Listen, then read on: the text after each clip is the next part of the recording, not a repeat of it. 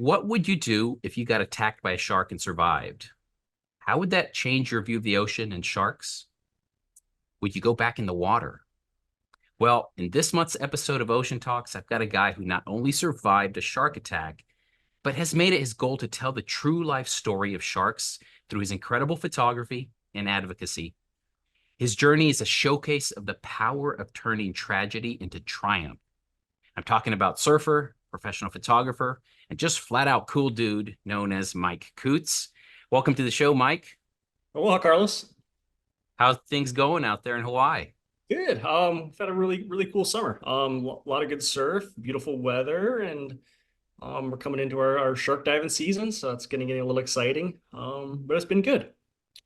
Well, I am honored to have you on this episode of Ocean Talks because in the shark world, even the shark world is very unique, I'd say, but in the shark world, you're incredibly unique because of your experience and your incredible photography. Well, So it's a thank you. real honor to have you here. Thank you. Yeah, excited to chat with you today. One of the things that people always ask me, do you talk to surfers when you film them? And I personally don't have the logistical means of being able to talk to surfers out there when there's a shark nearby. One of the things that kind of defines your story was your interaction with a shark and how it all happened. For my audience who may not know your backstory, tell me a little bit about your first encounter that kind of started this career you have. Yeah, I was pretty much thrust in the shark world at the age of 18. I lost my leg to a tiger shark, boogie boarding here at home on Kauai. I had seen my first shark at maybe about 14 years old. My friends and I got really into spearfishing one summer in my early teens, and I was the worst of the group. So because of that, they had me hold it was like a milk jug that was hooked to like a clothes hanger, and any of the fish that was speared, I would put it on the clothes hanger, and that was sort of our dinner, and hooked to a long rope. And um, one day I was just holding my friend's catch, and a reef shark swam right by me, and I remember like not being scared, not really panicking too much, just kind of in awe. I don't know, and a little indifferent. I just thought it was really cool. It's like a rite of passage. I think if you spend that much time in the ocean, the first time you see a shark, and how excited I was to tell my friends that evening, and my family and my parents. But it was losing my leg to a large tiger shark at 18 that really kind of thrust me into the shark world. And after the attack, I had no animosity. I just felt like I was in the wrong place at the wrong time. And then after that, it slowly progressed into learning more. At first, I was really curious about shark attacks and why me that day. And that morning when we paddled out, there was a really foul, fishy smell, and wondering if there's any correlation between that and why there were sharks in the area or a shark in the area. I was also curious maybe if it was a tide thing, and we had shark attack files and shark attack books, and I would just scour them from the library and try to find some sort of cause and effect. And it wasn't like I was like, why me and why this? I was just curious, like genuinely curious about shark attacks. And it was years later that I got into the conservation side of sharks, and then a couple years after that into the photography side of sharks. So it was sort of a slow progression, but it was really that day in 1997, shortly after my 18th birthday, that sharks became a part of my world. For our audience, this happened in Kauai, right? On Kauai, on our western side, there's a Navy facility called PMRF, and there's a surf spot called Majors Bay, and it happened at that surf spot, and it happened in late October. We now call it Sharktober. Kind of around the Halloween time, there seems to be like a spike in shark attacks. And every year it kind of seems right around that time there's more shark attacks, more shark sightings. We really don't know why, and why. And I'm sure in the next couple of years, with much more science coming through, that we'll be able to find out why. Well, the first question that naturally comes up is, do you still surf there? I do. You It's do. Yeah, it's not my favorite spot on the island.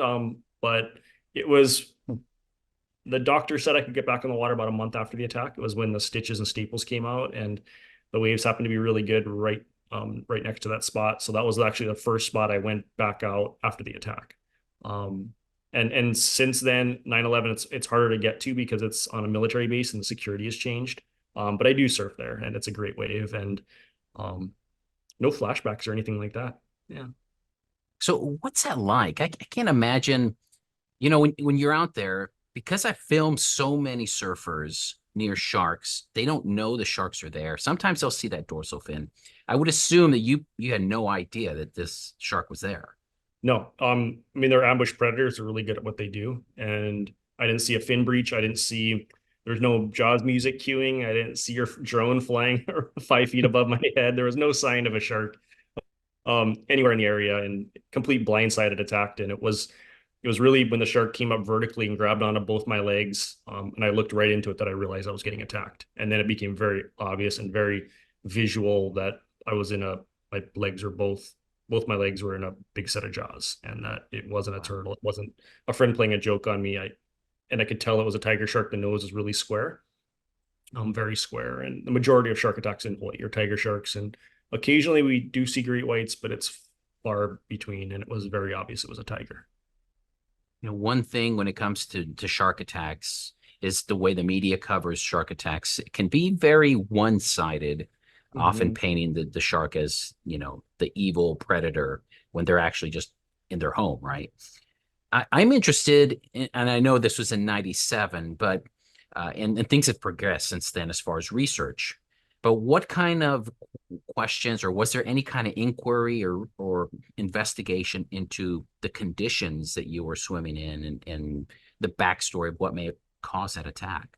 Yeah, no, not at all. It was kind of just one of those things that I think the media just kind of focuses on the attack itself, and then other news cycles happen, and that's that. And it was much different than say like Bethany Hamilton when she was a young girl, and it was very much more media and yeah, I don't know. I think it was just one of those wrong place, wrong time kind of deals. Stuff Right. just happens, and then like it's crazy how your footage show. It looks like there's just constantly sharks nearby us all the time. But when you're surfing, you don't. You're in such an oblivion, and it's just I up until that point, that one time diving with a shark when I was holding dead fish was the only time I'd seen a shark, and I spent majority of my life in the water. So because something like that can be so traumatic, what kind of impression did that give to you immediately? And has that changed like through the years? Did you ever like hate sharks, or did you ever have any animosity toward them? And through the years, has your view of sharks changed? Great question. So during the actual attack itself, the shark severed my leg right off, and I sat on a beach bleeding out. Really thought I was going to die. It wasn't scary at all, but I thought I wasn't going to make it. And fortunately, I'm here to tell the story. And my friend made a tourniquet, which I found later saved my life. They threw me in the back of a truck. We hauled ass to the emergency room, and I woke up the next day, post operation, missing a limb. And I remember like my family being around me, and there it being a really serious moment. And my mom's like, I want to tell you something. And it's as my eyes flickered open and I kind of came to in this hospital bed, and Mike, you lost your leg to a shark. And I was like, I know, I saw it come off. And once they realized, I think that I was fine with the notion of being an amputee, it was all good. And I really, like, I thought they were going to tell me that I had minutes left to live, that was, to say my goodbyes. And after that, I felt very grateful to be alive. Felt like I'm living on borrowed time in a way. And I thought I was going to die that day. Just to wake up in the hospital with my family around me. I was stoked. And I think to be able to go back in the water a month later and have the continuity of my life continue on and keep riding tubes and getting barreled with my friends and having fun in the ocean so fast, I think that helped me as well. And I think at that age, you're very resilient. I was 18, and I had an incredible support with my family, community, friends. So it was really for how traumatic wasn't that traumatic. It seemed like I was just able to kind of not really skip a beat too much and be back in the water very fast. And it was just getting used to life with the prosthetic. And that was sort of the biggest hurdle. I was fortunate after the attack not to have any like nightmares, bad dreams, no flashbacks. And till this day, I dream that I've got two legs. I don't dream that I've got a prosthetic. And I was chatting to Bethany about that as well. And she mentioned that she dreams that she has two arms. It's kind of weird just how the brain and the psyche does that. But I feel in a sense like the luckiest shark attack survivor in the world, the luckiest amputee in the world. Just everything's been an incredible, wonderful, amazing ride since then. And that journey of realizing that you've lost a good portion of your leg, and then going back and surfing for the first time again, how long did it take to stand up on a board again? Do you remember that as a special day? Yeah, so it's a great question. So, you got some good questions. I grew up a diehard boogie boarder. And there's this animosity almost between surfers and boogie boarders, skiers and snowboarders, kind of like this love-hate thing. And we both respect each other, but it's like we just like our craft and what we do. And so I grew up a boogie boarder. And when I got attacked, I was boogie boarding. And then it was years later in college, when I was in Santa Barbara studying photography, that I got into stand-up surfing.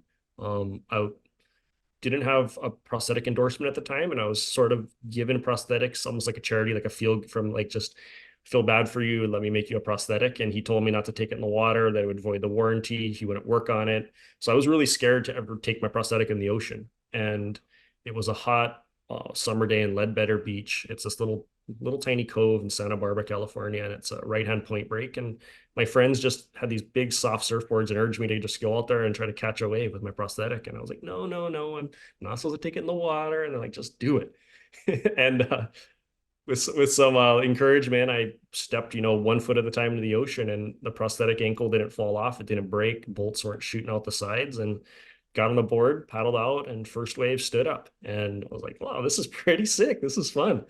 And from there, it was almost like the movie North Shore. I don't know if you've seen it, but they start with really long boards. And as the winter progresses and the surf, the guy gets better and better, he goes to smaller and smaller boards. And it seemed like every year after that, my boards got smaller and smaller until I'm riding a regular, 6 foot shortboard. Now you're doing this. Now I'm doing that. Yeah. So now I boogie board half the time, I surf half the time. It kind of just depends on where I'm at and the conditions and how I'm feeling. And I enjoy both. But it was really fun to learn how to surf with my prosthetic on a surfboard. Not many people do it. And at the time, there was very few on the planet doing it. So I had nowhere to really look. There was nothing I could Google. It was just really trial and error and tinkering around with different ankles and what works and what doesn't. And it was a really fun time. It felt like I was on the brink of finding a new leg, finding something that could really, help me surf like Kelly Slater, that I was always on this, one tweak away from being this world-class surfer. But I think it's a little more than that. Well, I tell you, it's interesting to read about your story. For the audience, Google Mike Coots and his story if you want to go into a lot of the cool interviews he's done in the past. Your Instagram is full of amazing photography, and I really want to spend a good portion of this talking about your photography, because I'm a photographer myself. I've been doing it for 20 something years. But when I look at your pictures, I know that's a Mike Coots photo. Thank you. And that's important as a photographer, regardless of what the subject is. When you see a picture and you could say, that's a Mike Coots photo, that's a photo that has a distinctive personality to it. And that's what your photography encompasses. I think your experience and now your affinity for this creature really shows through the photography. I've pulled up some of my favorite pictures. Here's the first one. Now, this one is, I've seen so many memes with this photo, and the Lego meme makes me laugh every time. Where did you shoot this? So this was my very first time cage diving with sharks in New Zealand. This was years back, and this would have been with I think the GoPro Hero 3. It didn't have a Oh, screen, wow. so you didn't know what you got until afterwards. And I had set it on a half-second timer mode. And prior to, I think it was the day before we jumped on the boat, this photo was taken off of Stewart Island. It's the very southernmost you can go in New Zealand. And I had gone to the hardware store the day before, and I bought a really long wooden dowel, the longest one they had in the hardware store. And because I wanted to kind of just have like a pole cam or something cool. And I remember like going on the boat the next morning and meeting the crew, and the boat owner, his name is Mike Haynes, and he's just your most stereotypical Kiwi, like just nothing rattles him and nothing. And he's just, but then he saw this pole and he's like thinking, what are you doing bringing this stick on my boat? Like the thing was massive. And I was like, I don't, and so he let me on and we chatted, and it was like, I don't know, like we ended up laughing about it later, but he's like, I was just looking at you, this, this Yankee, this American coming on the vessel with this long ass stick and all this. And, but basically, so we were like between dives, and I I had it hooked to the bicycle mount where you can kind of slide it onto the wooden dowel and then change the angle. And I just was holding it off the side of the boat, and it would just take one photo every 2 seconds. And the shark came up and it did what's called spy hopping. It's not the most like no, it just not doesn't really be seen that much, and it just kind of popped up next to the camera for some reason. It wasn't trying to bite the camera. It was just this like thing that it just did, and I happened to be right there, and then it slipped back under the water, and I thought, whoa, that might be a really cool shot, and it wasn't until the next day when I actually looked at the photos, because I think we went out to dinner that night and different things, and I looked the next day and I was like, oh, this is pretty sick. And then I think I posted it, and then somebody turned it into a meme, and then it kind of just took off. But it was just one of those, like, I think really like lucky shots in a way, but it would never have happened if I think I wasn't prepared for it. And I really think like as a photographer, luck favors the prepared, is having your camera in the water, having it shooting, having a memory card, like just kind of the build up and making you cross all your T's and are ready for when a moment happens. And I've noticed all my best stuff just happens that way. It's like almost like the universe rewards you. And the best stuff happens letting moments unfold and being ready to capture them, not swimming after a fish, swimming after a shark. It's really letting these moments sort of, unfold, and you're there to capture it. And I really like deeply believe that's the best way to image take in respect to the animal, but also you just get the most incredible images, because sharks and other fish, they're very inquisitive after a while. And you go after something, they're scared. All you're going to see is a tail, and they take off. Just the best images come from letting things happen, but you being ready to capture that moment when it does. Going through your photos, it's evident that you let the moment happen. And as a photographer, I truly believe in that philosophy of, even in my workshops, I tell people, don't chase the animal. Most of the time, the best stuff is just being patient and sitting there and letting the animal do its thing. And it's obvious in your photography what you're doing here. You had an interview, I believe, on Petapixel where you talked about your gear, and you talked a little bit about how unorthodox your setup is. And you can tell that it's only unorthodox to you. To the eye of the general viewer and the eye of a photographer like myself, it's very unique, because you're not, as you say, you don't use a fisheye lens or a wide angle lens often. And that's why you get these awesome shots. Was that something you did on purpose, or is it something that just kind of you fell into and then you're like, I like this look?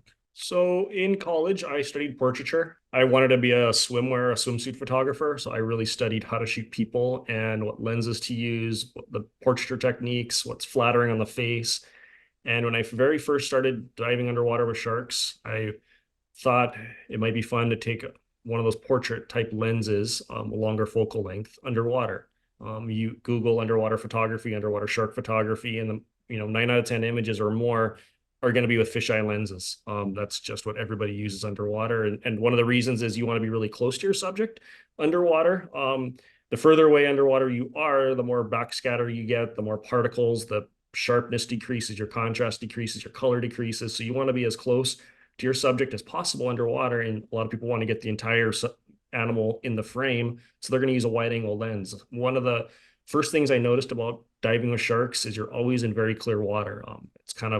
It's a safety thing, but a lot of the greatest dive sites in the world are the most beautiful dive locations for sharks. You got Maldives, Bahamas, Mexico, incredibly clear water. So you can almost like cheat that system a little bit and use a longer focal length underwater and be a little further away from the animal. And the optics of that glass, instead of being a wide angle, it actually it gives, I think, the image a little bit more character. I believe it kind of gives you a little bit more of an intimate look to whatever you're shooting underwater. And with sharks, it's not like that first image that you showed of the shark in New Zealand. You look at that and some people will smile, some people will laugh. And I really think like with the power of image making, and like I'm a real advocate for our oceans, is that you get somebody to love a subject, to, want to learn more about that, whether it's through humor, whether it's through seeing a little bit of yourself in something. Anthropomorphism, I believe is how you pronounce it. Mm-hmm. I think it wants you to get off the couch and learn more about that animal and protect that animal. And you look at something and you don't really get that intimate connection, and it almost seems like standoffish and just something that's so foreign to you. You don't want to learn about that. And I want my photography to be something where people get engaged and they're like, wow, I can see intelligence in this animal. There's a catch light in the eye. this great white, its eye isn't pitch black like I've seen in every Hollywood movie, a look of death, but there's actually light in the eyes. And like this image right here is humor. There's something to be said about creating an emotion and evoking a response when looking at an image and the power to create change with that. So your book, let's plug your book a little bit. Okay. Incredible coffee table book. I guess the pinnacle of photography. If you can evoke an emotion, a sentiment, evoke somebody to care about the subject. And I think your book does that. Everyone thinks about the iconic National Geographic photo of the cover from the 80s, the beautiful green eyes, that Yeah. National Geographic, Yeah. but Afghan girl. Yeah. yeah, Afghan girl, Yeah. that's it. You've achieved the same thing with sharks. That's not an easy subject to do that with, and you've done it with a 50 millimeter lens. That's Yeah. pretty awesome. Well, thank you. And I'm sure you can speak to this really well, is that sharing images of sharks, it's real easy to share stuff that goes viral. Eyes rolled back, shark ripping something apart. We both of us know that's majority of what sharks don't do. Like that's 1% of their lifespan is ripping something apart. The rest they're just swimming along beautifully under, Mhm. the backdrop of a clear blue ocean or whatever it is, but they're not going crazy. And you post a photo of them going crazy and it gets so many views. Whereas if it's just there and existing and beautiful, it's much less. And so you kind of got to weigh those balances. And I think those are sort of the ethics that we have as wildlife photographers, is trying to be true to the animal and showing what they do the majority of time. It was a really fun process of creating the book, of traveling to these areas. The the last couple of trips I did specifically was to photograph for the book, and then the rest of the images was just some of my favorite throughout the years. Um, Do you have a favorite image that you you've know, it's ever probably that taken? first one you show, that the one of the shark in New Zealand, just because it's so Oh, different, okay. and it's funny, and I think the last thing you think of when you look at a great white is humor. Hmm. Um, it's the opposite spectrum of fear and death. So I love that, you know. So I'd say that's my favorite, is that New Zealand shot. Are you involved in any projects that are scientific or I've in done the a local fair area? bit of like being on research boats with taggers and photographing them and documenting what they do and trying to learn that science. And part of me wishes that I would have like done a marine biology degree. I just itched to really do like, hands in the dirt kind of research. In a way, sometimes you feel a little diminished as an image maker when a lot of these policies and policymakers need data to create, protections of animals, and photography doesn't really do that in a way unless you can create enough public interest through imagery and storytelling. But it's really the scientists that are working day in and day out to create data and to show what's happening in our oceans, that we can really make a change with legislation.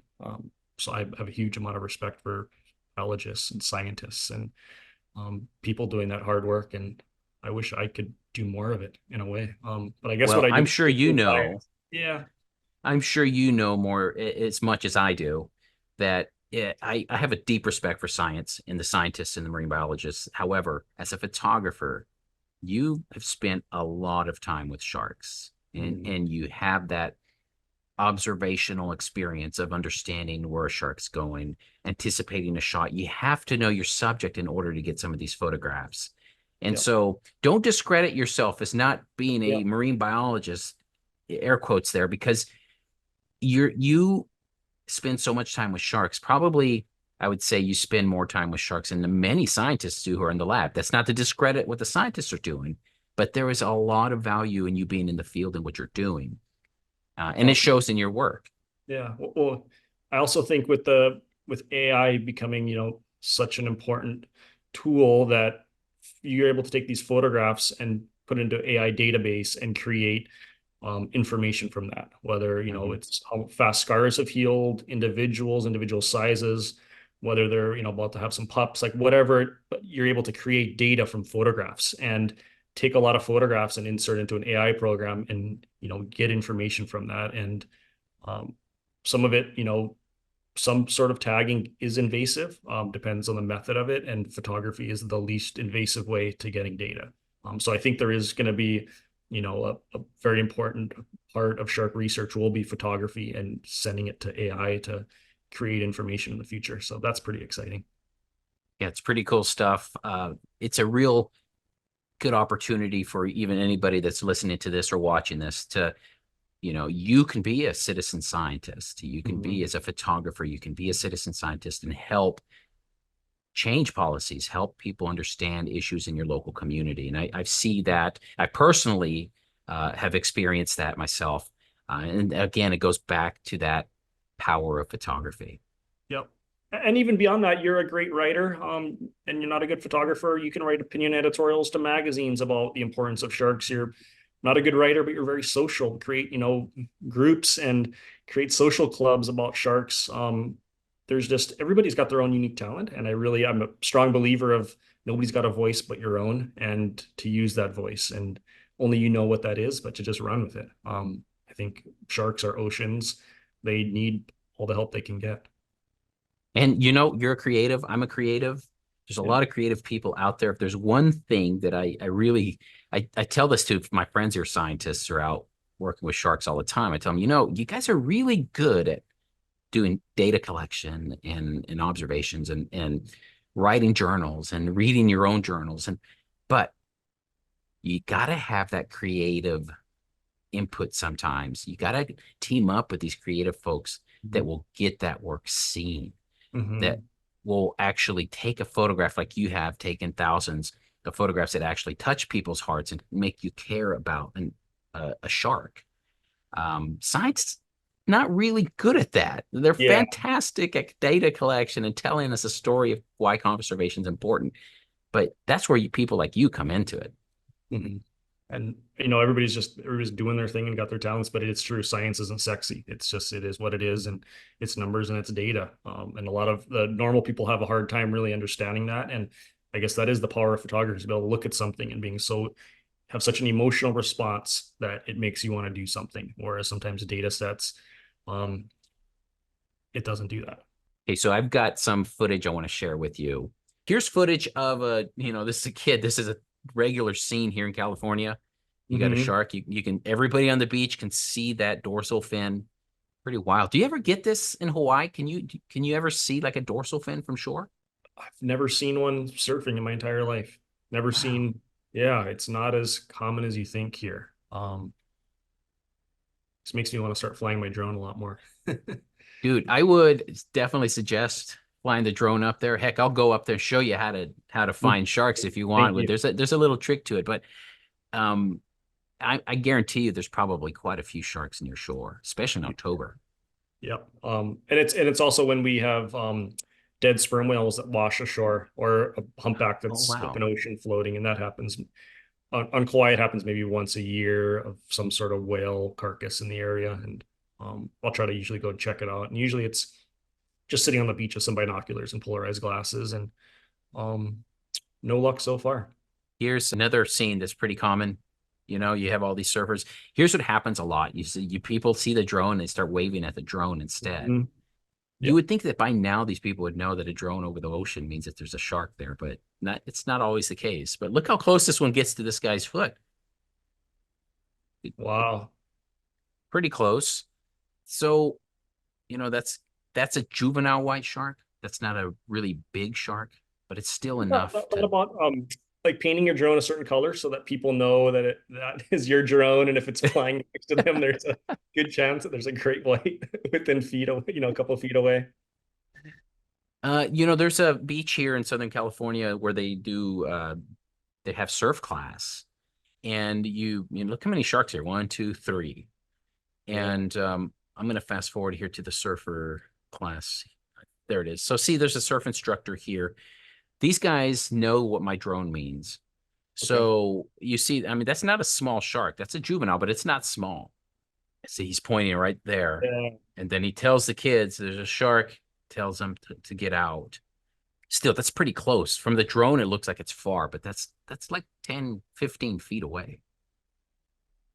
I have a question for you. Do you think this would be possible? So to prevent shark attacks, a lot of places like Australia, they'll put up like drum lines, they'll put up nets, Mhm. things like that. Do you think in the future, with the possibility of, and this might be getting implemented like right now as we speak, but well, you got a lifeguard tower on top. You've got solar panels, and then the guard, let's say, gets on duty at 8 or 9 o'clock. These drones are automated. They're on the roof that are been, they're powered up with the solar panels. They go up and he creates a grid of where people are going to swim, like an Mhm. electronic fence, and maybe even there's buoys so people know that that's where the drone is operating. It's all, automated with height and everything, and then he creates a parameter of letting him know the size, like maybe like anything over 6 feet, I'm alerted. And even maybe in the future with AI of what species it is. I want great whites and I want tiger sharks over 6 feet. Let me know. That thing flies, it runs out of battery, it lands, and next one, it's an autonomous and it flies up and that one's charging and it's in the air. And 5 o'clock ends when his shift ends, then the drones are done for the day. They land, they go back in the Pelican cases that are locked on the top of the tower. And he's alerted when there is a shark in the area. And then that drone that's in the air has got a microphone and he's able to physically pick up a microphone. It's actually got a speaker, sorry. And he's talking to the people in the water. I want to let you guys know there's an 8 foot great white to the northeast of whatever, and if you guys, it's behaving normally, but it's up to you if you want to come in or not. And letting people Mhm. know that there's a shark in the area and you can observe its behavior. Maybe artificial intelligence can even analyze that behavior and tell if it's swimming irregularly or if there's other prey in the water or some sort of something like that. But just as another tool that lifeguards could have and to make beaches safer and people would want to swim in those areas that have the electronic fence. Like, do you see that really happening? I could see that theoretically in the next probably 12 years, something like that with drone technology and the use of automated flights and things like that being available. The only challenge to something like that is funding something with Mm, that. Because shark attacks, when you look at the whole picture, because shark attacks are so incredibly rare, will cities fund a project like that would probably be pretty expensive? yep. Um, would it be better to invest that money in the education part or to fund it into hardware? So it comes down to politics, comes down Mhm. to funds. It's a great concept, one that I would support Yeah. because I love drones and I love technology. But at the same time, we have to remember shark attacks are so few that would it justify the means of the cost? Yeah, you know, one fatality is one too many, but on the average, there's what 8 fatalities per year on average. Mm. Uh, the bigger question is, and this is something that I've kind of thought I've mentioned in a few of my videos, is what's going on in Australia compared to California, for example. The per capita, the attacks seem to be a little bit higher in Australia as far as fatal attacks and things like that. Florida's still number one in the world, I believe. But why are we getting so many fatal attacks? At least it seems like it in Australia than in like California. Yeah. You know, it's an interesting question, and I have kind of a theory that definitely needs to be worked out. Australia is notorious for their drumline use, for their barrier use along beaches. California doesn't have that. And every single day I see juvenile white sharks near humans all the time. Now, just common sense would let you think that if you're around a species that knows that that's a human and that's not their food from an early age, then when they get to be adults, they're conditioned to say, that's a human. I don't need to go attack that thing. Now, if you put drum lines, if you put nets around certain beaches, shark attacks, when they get to that age, when they're adults and they've never actually encountered a human, are they more likely to say, hey, let me see that? It looks like something I've never bit before. Let me try it out. That would take years and Yeah. years of data, Yep. but it's a theory that I think holds a little bit of water. Yeah. No That's pun really interesting. intended. Yeah. You I, know, I, I would say look at Yosemite National Park. Takes an animal like a deer, for example. Uh, Deer are it's so interesting. You go to a state where deer are hunted, deer won't go near you at all. They won't go near you at all. But you go to Yosemite National Park and deer come like right next to you. Somehow that has to work with marine animals as well. I mean, Tiger Beach is kind of an example of that, right? and you go, I mean, you go spearfishing in a marine protected area. I mean, not you don't go spearfishing in a marine protected area, but you go diving in a marine protected area, the fish act so differently than areas that have a lot of people diving and spearfishing. Hmm. It's animals in that protected area almost know they're protected and know that you can't harm them, and so they'll get closer to you, and it's almost like they got this other sense that they're protected. Well, it's all intriguing stuff, and I tell you, when it comes to sharks, it's always every single day I learn something new, whether it's from a scientist or whether it's talking to people like you who are around sharks all the time. I can't thank you enough for your time today, Mike. I know that it's not easy out there to to do what we do, as photographers. And so I want to make sure that I link and tell my audience, check out Mike's book, order his book. It's an awesome coffee table book with, if you love sharks, every shark nerd should have this. And we're going to hopefully get together sometime in the future, right? Yeah, well, appreciate you, Carlos. It's been fun chatting, and I'm going to take you up on that. I want to watch you do your work one day and learn from you. So count me up, count me in next time I'm Totally. in your area. Totally. If you're Thank ever you. here in Southern California, give me a ring and we'll go. I'll take you out to see some white sharks. Thank you. All right, brother. All Cheers. right, Much aloha. buddy. Okay. Yeah, thank Aloha. you.